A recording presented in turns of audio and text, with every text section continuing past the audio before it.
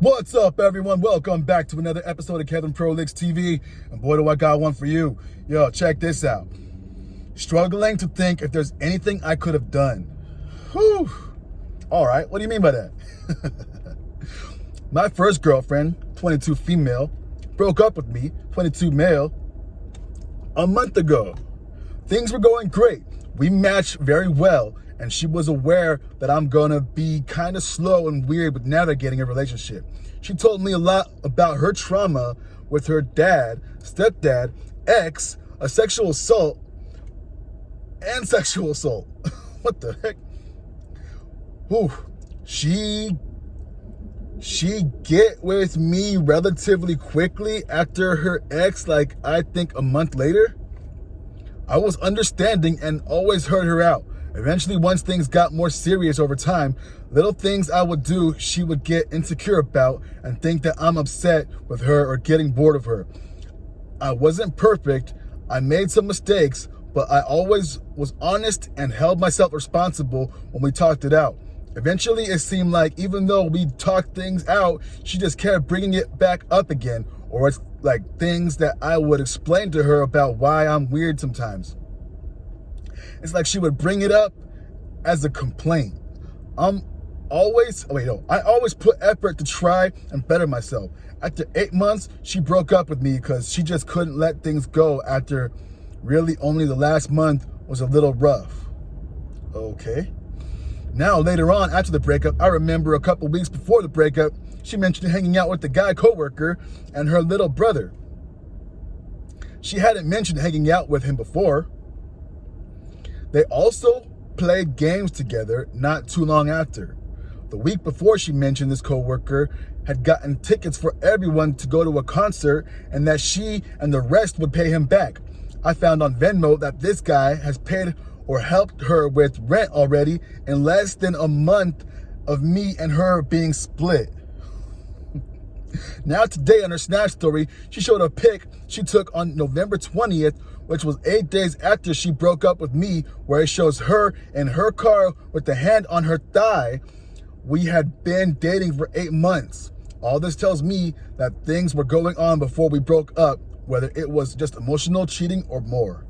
Whew, and what the heck? Oh man, let's see some comments. Oh shoot. We all face a stage in grief where we try to frantically think of ways we could have been different that would make them stay. Maybe in another universe, yes, but in this universe, what is done, and you can't go back. We have to accept reality and move forward. The more you dwell in the past thinking about what you could have done differently, the more you will spiral. In this phase of grief, you see them with rose-tinted glasses, so you try to find all the faults in yourself. Don't do that to yourself. Be gentle with yourself. Nothing heals the pain of heartbreak other than time. Not even closure. Whew. Another person says, both of you are still young. As life goes on, you'll see that neither of you owe the other anything, and you guys aren't married. From what it sounds like, after breaking up with her ex and dating you shortly after a month, so she still carries a lot of baggage from her ex. Whatever he did to her, she's still carrying it, and unfortunately she took it out on you and expected you to fix what he broke, and that's not your responsibility. What she needs to do is heal. Her going from relationship to relationship isn't healthy, and it causes more damage than good. No one is perfect. We all have our flaws. My advice is be grateful for the memories, but both of you went separate ways for a reason. Don't dwell on it. Both of you should love yourself and continue to work on yourself. Wish you all the luck. I like that comment. That sucks. And there's another comment that says, that sucks and there's no easy way through it. Hit the gym, take care of your finances, advance your career, get nice clothes, and generally improve your life. Become super you. Eventually, you'll realize you're over her. Don't take her back. Kudos to that guy. Don't take her back. Another person says, sounds like she's a lot of growing up to do and likely a lot of healing as well. Own any of your own stuff you need to, but don't let her stuff dictate how you feel about yourself. First are hard enough without beating yourself up. Whew. Okay, another comment says, I'm right there with you, man. Been through a similar experience recently, and I know how the thoughts of what could I have done differently could keep racing through your mind. The reality is, when people like your ex don't go to therapy and process the trauma and issues from past relationships, they end up hurting someone else like you.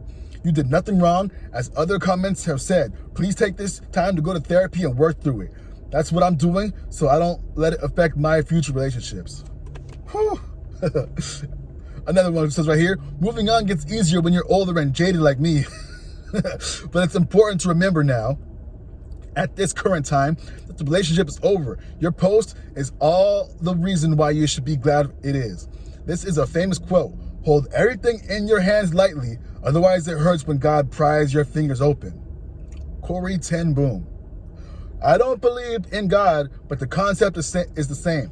I don't think there is anything you should have done differently, but I think you need to stop the loop you're in. The longer and harder you hold on to it, the more letting go will hurt. I bet it hurts enough as it is. You're going to learn that everyone isn't for you and you aren't for everyone. Sometimes relationships just end, and that's almost always a good thing.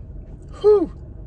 Someone says, lesson number 1, don't date someone fresh out of a relationship. Hey, yo, facts. Come on, man. Another one right here. Fully disengage from her social media. It's poison for your growth. You need to grieve the loss. Take what you learned about yourself from it and move on. Whew. Hey, yo, facts, man. Do not watch the stuff. As tempting as it may seem, it's only going to hurt. Or it could give you insight to what was really going on. Like, like you already found out. Like, hello. Another person says, don't dwell too long and hard on this. Sometimes the other person just isn't happy in the relationship. It doesn't mean you've done anything wrong. She may have found someone she feels is a better fit and moved on to him. She may be on a constant search for a new attention based on her past trauma. Hell, she could have been cheating on you throughout your whole relationship. The point is, you could have done everything right and she could still have chosen to break up. Take this time to figure out who you are without a partner and don't beat yourself up over it. Whew.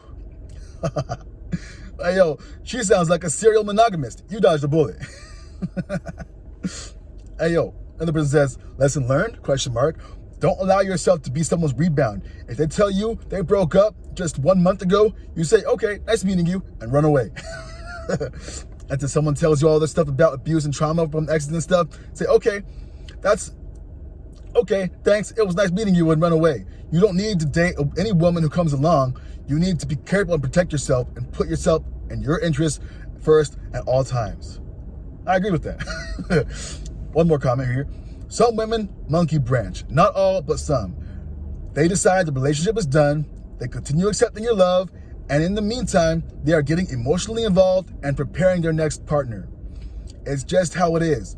Be grateful it happened at 8 months and not after 10 years at 38, like what happened to me. I suggest taking some time to work through it. I suggest taking some time to be on your own. Sit with the pain and work through it. Better yourself. Those things you think that you didn't do a good job on in this relationship, go to a therapist, talk through it, and figure out why. This is some heavy trauma you just endured. Don't let it snowball until you're older, like I did. Rediscover who you are without having to treat yourself without... Let me try this again. Bear with me. Rediscover who you are without anyone and treat yourself with love and compassion. And I think I'll end it there. Holy moly. Yeah, guy.